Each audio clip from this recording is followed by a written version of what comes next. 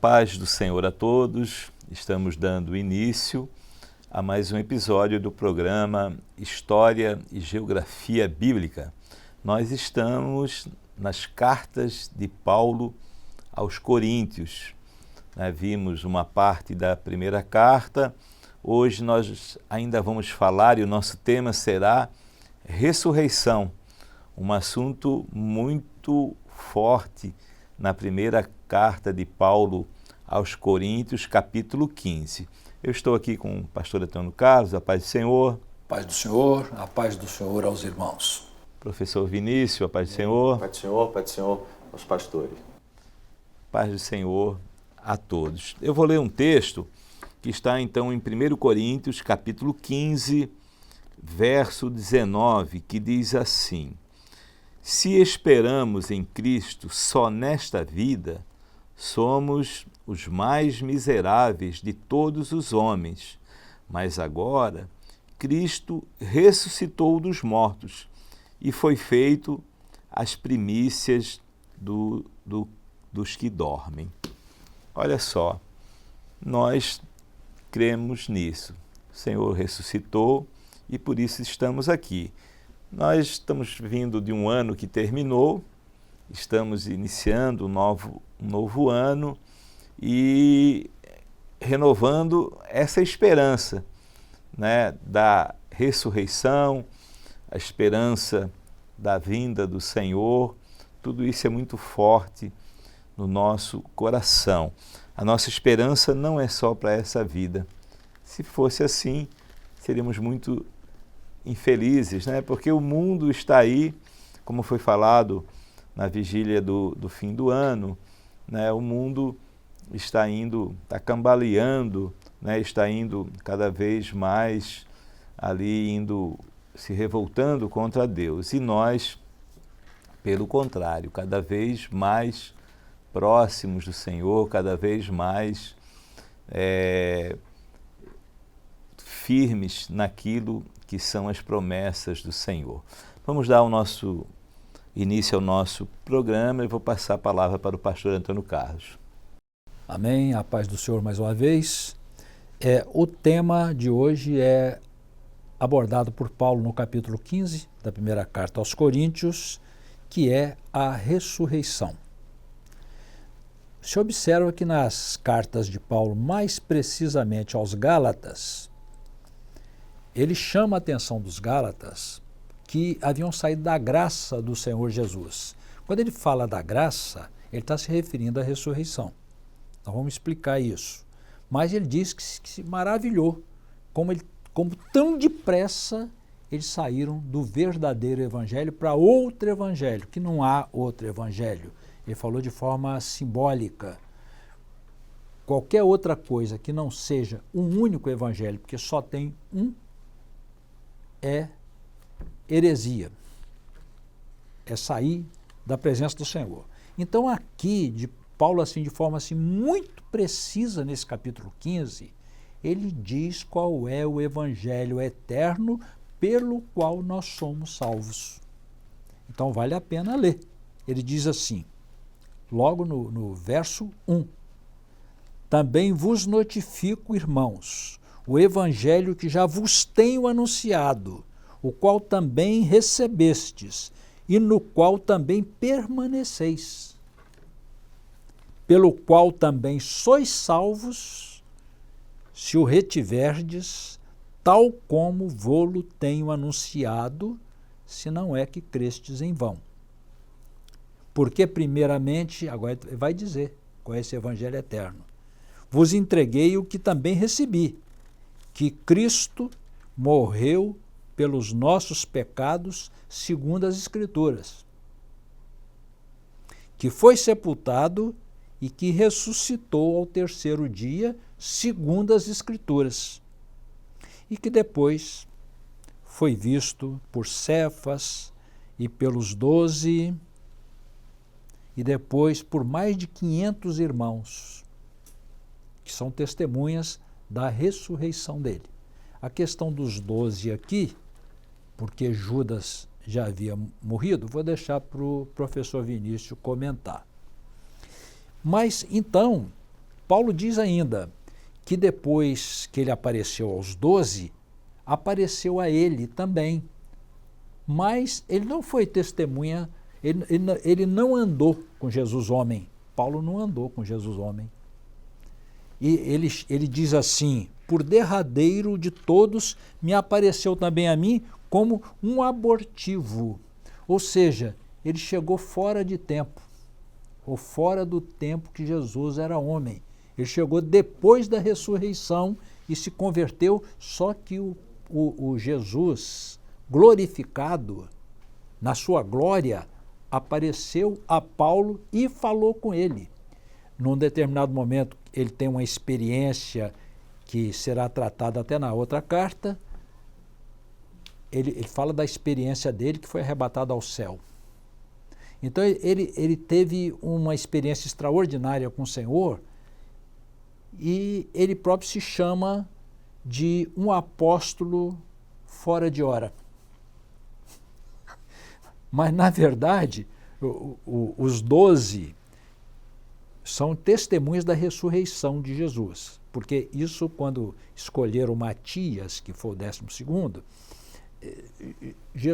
os discípulos disseram que escolheu alguém que presenciaram os atos de Jesus, que caminharam com ele. E Paulo, ele se converteu muito depois de Jesus morrer e ressuscitar. Só que Jesus vivo, o Jesus glorificado, o Jesus que ressuscitou e que está na glória, está vivo, apareceu e falou com ele. Portanto, Paulo aqui, se fosse falar de uma outra forma, num termo profético, pode-se considerar Paulo até como o 12º apóstolo, de forma profética, não como aqueles que andaram com Jesus. Porque Paulo, ele próprio diz, trabalhei mais do que todos eles. Mas agora Paulo aborda, vou chamar a atenção, um único evangelho pelo qual somos salvos. Se sair dele, é como Paulo diz, da graça tendes caído. Não se pode sair deste para outro evangelho. Nossa base está em que Jesus morreu pelos nossos pecados, ressuscitou e nós que cremos nele vamos ressuscitar também. E nesta discussão que Paulo diz, ele fala assim: se Jesus não ressuscitou, nós também não vamos ressuscitar. E a nossa fé é vã. E se esperamos em Cristo, texto lido aqui, só nesta vida, somos mais miseráveis de todos os homens, porque não teremos ressurreição. Então é preciso chamar muita atenção para o único evangelho e nós avaliarmos se nós estamos firmes neste evangelho que fala da ressurreição e da nossa fé de que também vamos morrer e que vamos ressuscitar. E no texto lido, diz também o seguinte, que o pastor Ian leu: mas agora Cristo ressuscitou e foi feita as primícias dos que dormem. Já comentamos aqui, creio, sobre as festas de Israel, mas vou passar rápido nisso.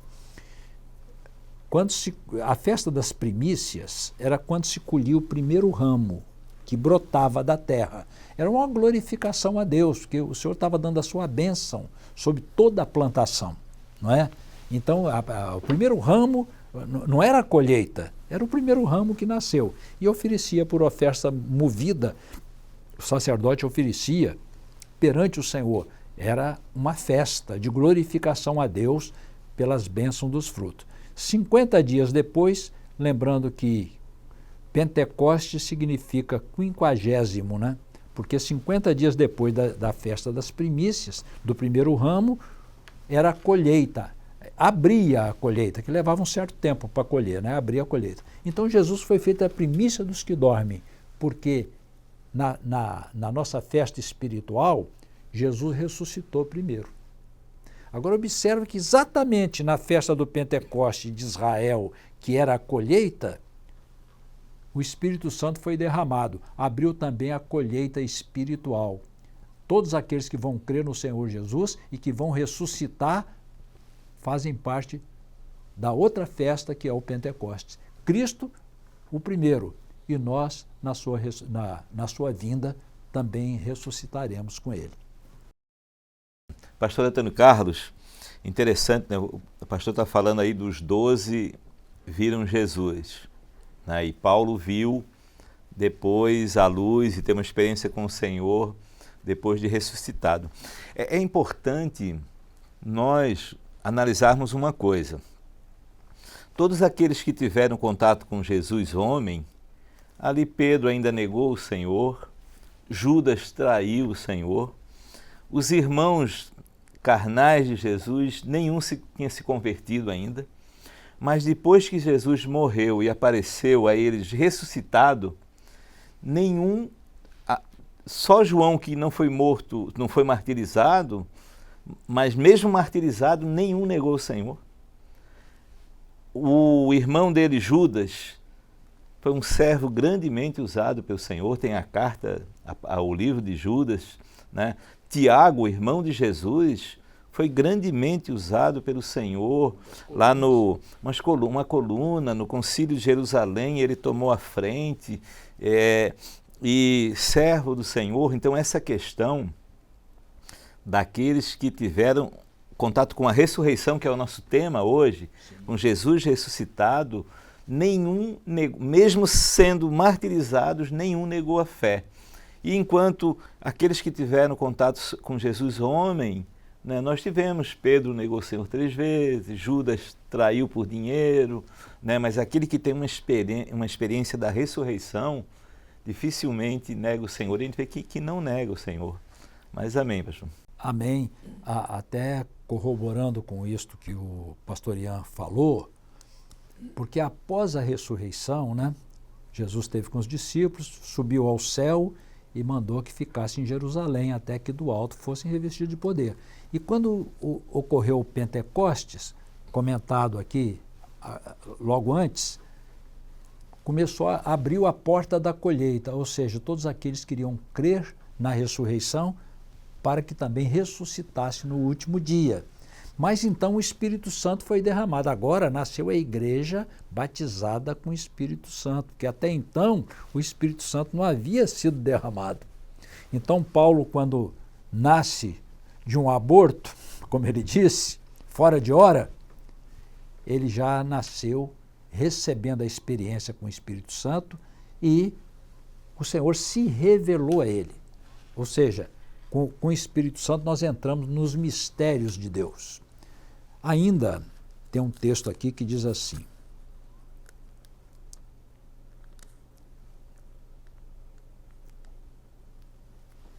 cada um por sua ordem, a ressurreição. Cristo as primícias, depois os que são de Cristo na sua vinda.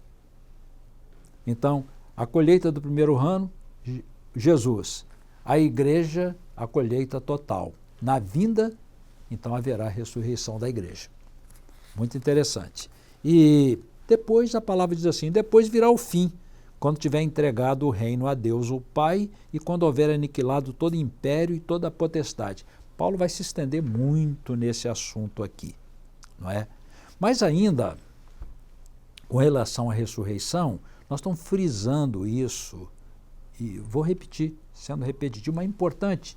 O único evangelho pelo qual nós somos salvos é que Jesus morreu e ressuscitou, e aqueles que creem no seu nome ressuscitarão primeiro, depois. Não há outro evangelho pelo qual somos salvos. Esse é o único. E também o professor Vinícius vai fazer um comentário aqui sobre essa questão o comentário de Paulo. Se nós não vamos ressuscitar, comamos e bebamos que amanhã morreremos. Ele vai dizer de onde que vem esse tipo de comentário, né? Que é totalmente terreno. E depois Jesus vai completar o plano que envolve Israel, mas nós não vamos entrar nisso agora. Não é? A igreja é arrebatada, tem mais um tempo com Israel, depois o Senhor Jesus vem para reinar e vai entregar o reino ao Pai. Estarão com eles todos os servos de Deus. Amém. Professor Vinícius. Amém. acredito que o que mais nos chama a atenção quando Paulo escreve esse capítulo, ele enfatiza numa doutrina, que é a doutrina da ressurreição. Por quê? Porque houve um questionamento no meio daquela igreja de que Jesus não tinha ressuscitado. Então ele disse assim, bom, se não tem ressurreição, não tem fé. Ou seja, havia um grupo dentro daquela igreja que se acostumou com um culto sem mistério, um culto sem vida. Quer dizer, é uma fé sem mistério, é uma religião sem salvação. Não tem transformação de vida. Porque onde há mistério da parte de Deus, nesse culto você vê as evidências, né? Dons espirituais, salvação de vida. E ele ainda diz assim, bom, e para que haja ressurreição, também houve morte. Quer dizer, então foi necessário derramar o sangue de Jesus. Então, quer dizer, na cruz do Calvário foi derramado o sangue biológico, mas ali estava uma evidência de que Jesus derramou a sua vida. E essa vida, né, que o Senhor Jesus ele vai renunciar, né, na verdade, porque Jesus é Deus. Então ele ressuscita e diz assim, a partir de agora, a vida que eu tenho, o mistério que eu trouxe da eternidade está sobre o corpo de Cristo, quer dizer, sobre a igreja. Então, a igreja, ela cumpre o seu papel quando ela evidencia a ação do poder do sangue de Jesus, do mistério de Deus na vida da igreja. Ele diz assim, se nós não cremos na ressurreição, então a nossa fé é vã. Ou seja, se disser que tem fé, mas não crê nos mistérios de Deus, na nossa vida, na vida da igreja, é vã. Agora, além de doutrinar a igreja a esse respeito, quer dizer, dizer que a importância do mistério de Deus no culto, Paulo vai dizer o seguinte, isso aí que vocês estão crendo não é eterno, é terreno. Porque diz assim, então, comamos e bebamos, que amanhã morreremos. Inclusive, nós vamos lembrar nos dias do ministério terreno do próprio Senhor Jesus, que também havia um grupo que não cria na ressurreição, eram os saduceus. Então, esse grupo de saduceus, né, que não criam que havia ressurreição, foram fortemente influenciados, inclusive foram formados enquanto grupo, os saduceus foram formados no período interbíblico. Inclusive, no momento em que havia uma vasta influência naquela região, né, de Canaã, havia uma influência filosófica. A influência dos filósofos, dos epicureus. Quer dizer, o que a filosofia dos epicureus dizia?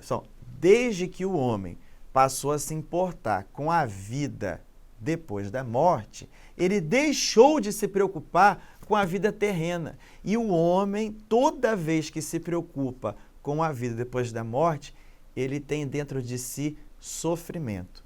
Então, para que não haja sofrimento, vamos viver só essa vida e nos preocupar só com essa vida. Então, por isso que Paulo vai dizer, então, se vocês querem viver um culto sem a vida de Jesus, então pode preparar o terreno aqui, né? Então, comamos e bebamos, que amanhã morreremos.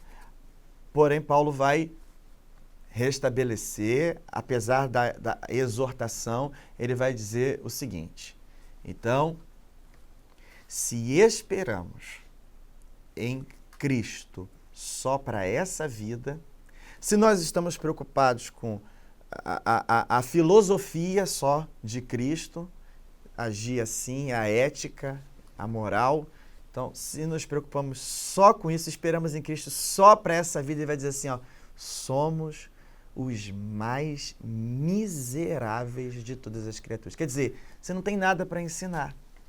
Em termos de eternidade, pode ensinar para a vida terrena, mas em termos de eternidade, de salvação de almas, não tem nada para ensinar.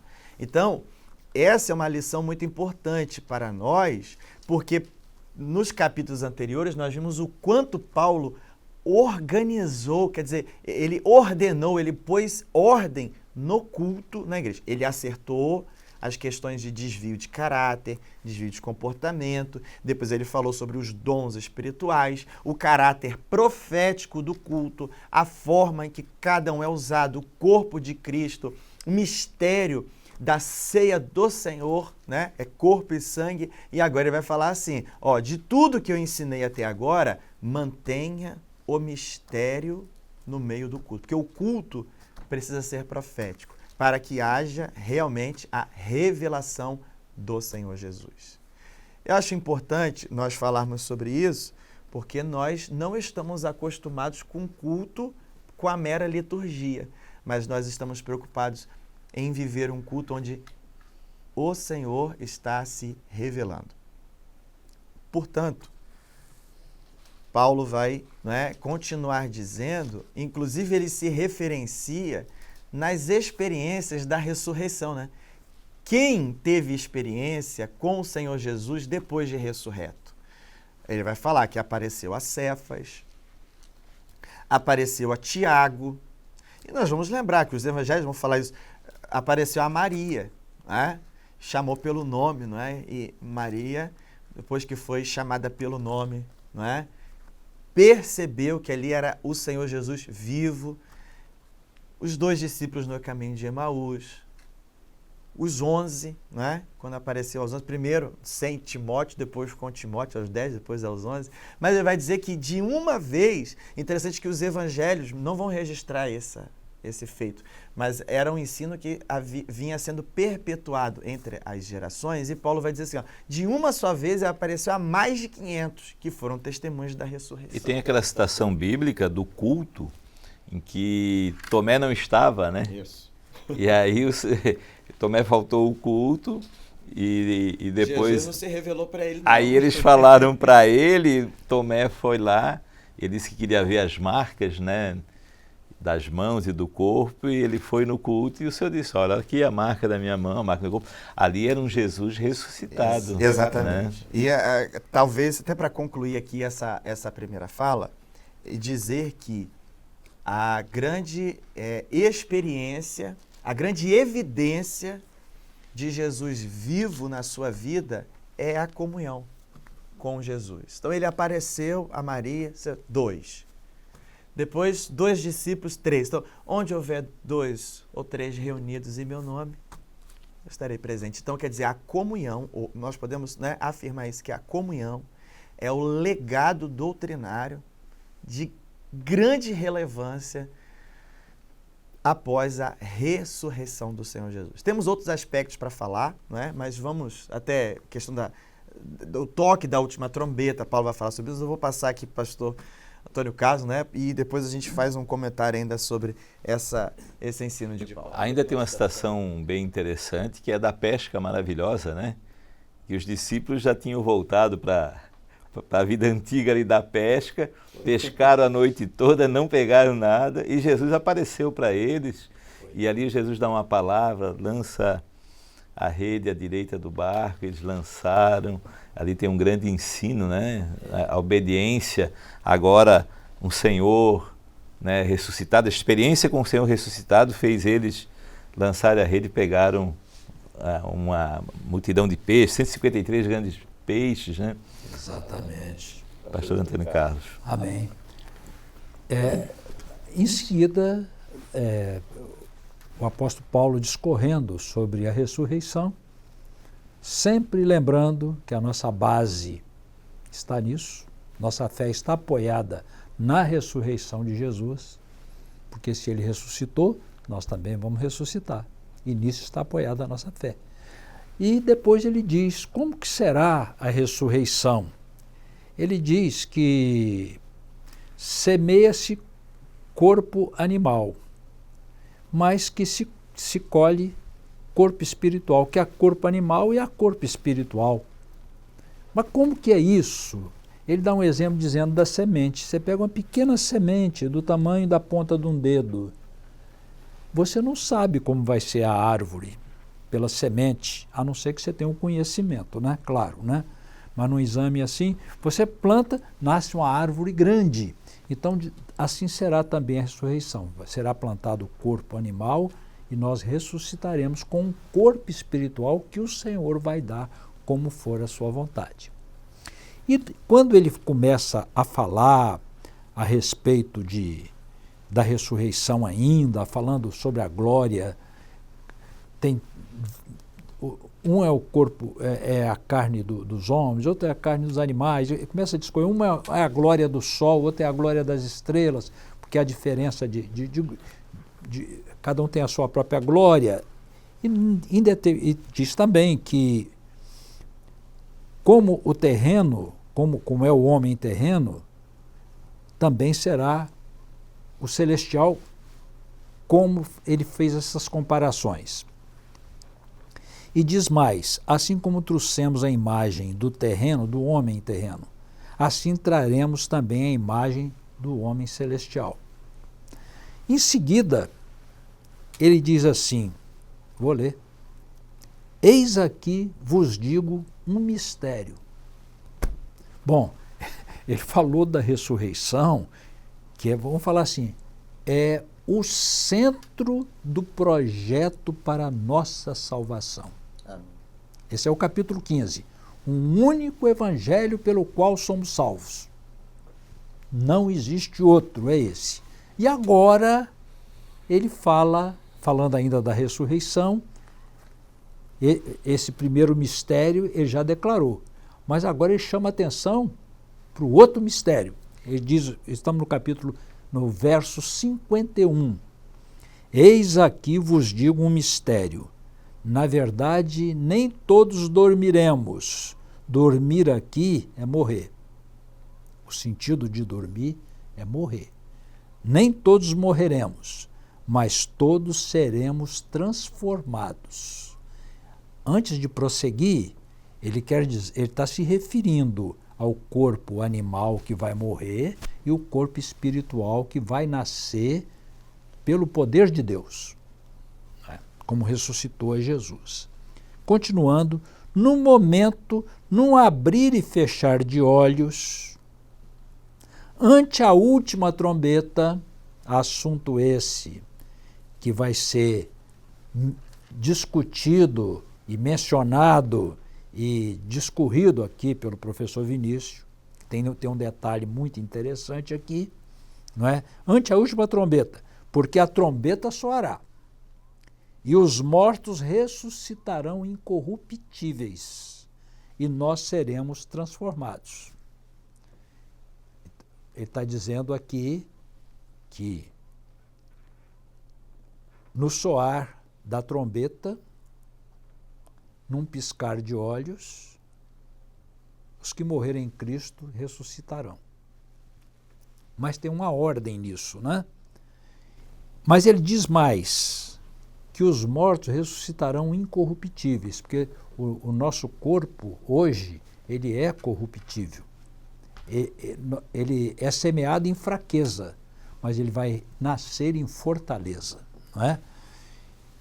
E diz mais, porque convém que isto que é corruptível se revista da incorruptibilidade, e que isto que é mortal se revista da imortalidade. E quando isto acontecer, o que é corruptível se revestir da incorruptibilidade, e isso que é mortal se revestir da imortalidade, então cumprir-se-á a palavra que está escrita, tragada foi a morte na vitória. Porque Jesus, quando deu a sua vida, ele venceu a morte. Foi preciso que ele fizesse isso. Agora, que mistério, não é? os judeus esperavam um Messias do tipo de Davi, que é um homem como nós, mas Deus enviou seu filho.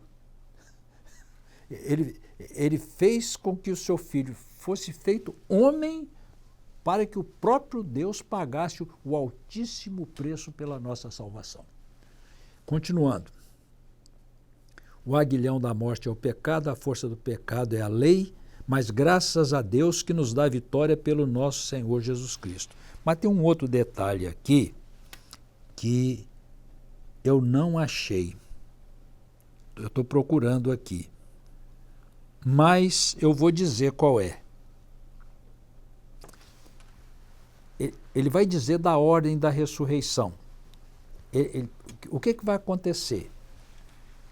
Quando chegar esse momento, o dia do Senhor, a trombeta tocar, esse dia que o Senhor vai preparar. A ordem é a seguinte: primeiro ressuscitam os que já morreram em Cristo. Depois os que estiverem vivos serão levados vivos, mas de corpo transformado. Por isso, ele diz aqui que os mortos ressuscitarão incorruptíveis e nós seremos transformados. A transformação é essa aqui. Então, primeiro, os que morrerem em Cristo ressuscitarão. Então, há ressurreição de mortos. E serão com que corpo? É o corpo que o Senhor vai dar. Não importa se ele morreu incinerado, não importa se o corpo está no fundo do mar. É só ver a visão de Ezequiel do vale de ossos secos para ver como que Deus tem o poder de ressuscitar. Então vai nascer um novo corpo que Deus vai dar. Primeiro os que morreram em Cristo, depois os que estiverem vivos na vinda do Senhor, no arrebatamento. Seremos arrebatados, estaremos para sempre com o Senhor.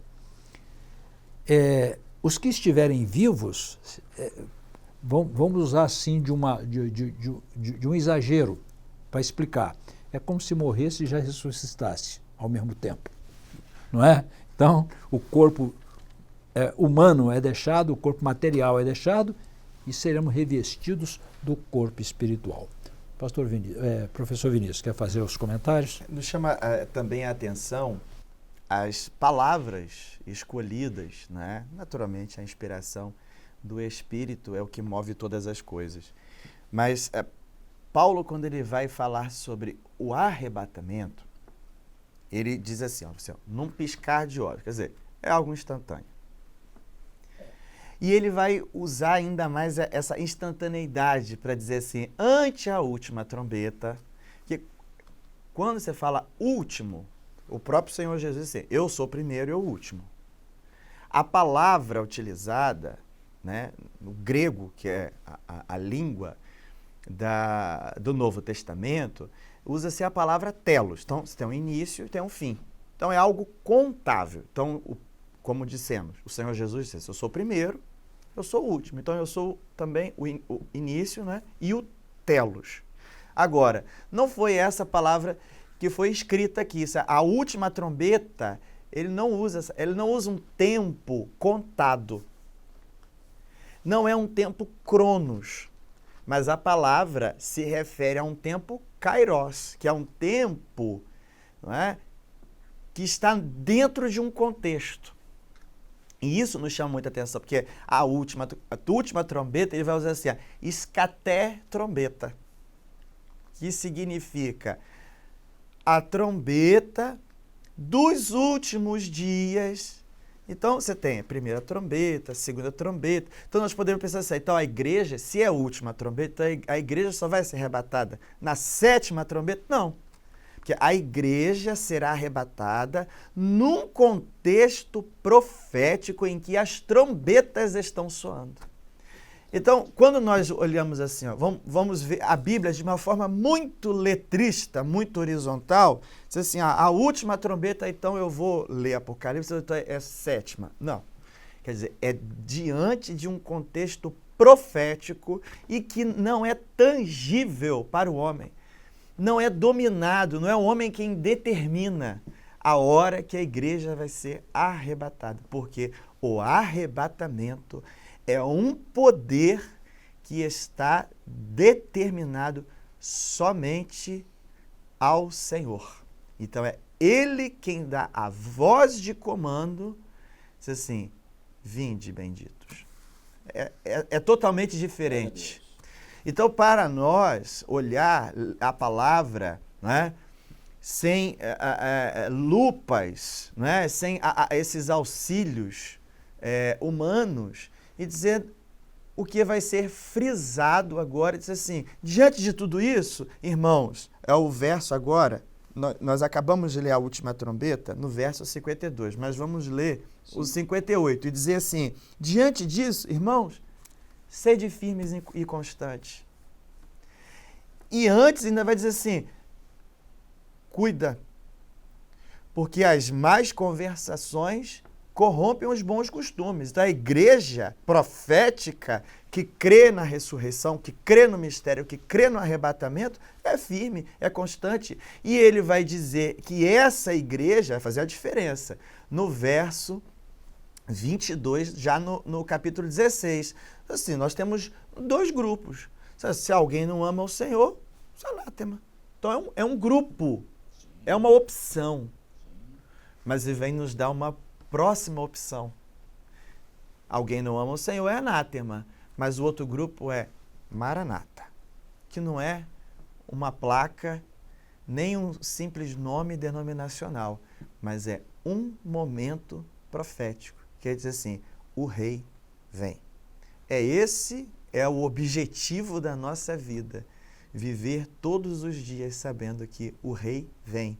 E não sou eu quem determino, ele vem a hora que ele quiser. Mas quando Jesus vier, eu quero ser contado com esses, né?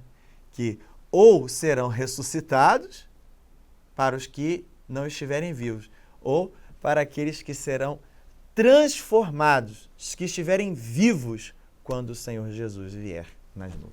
Amém.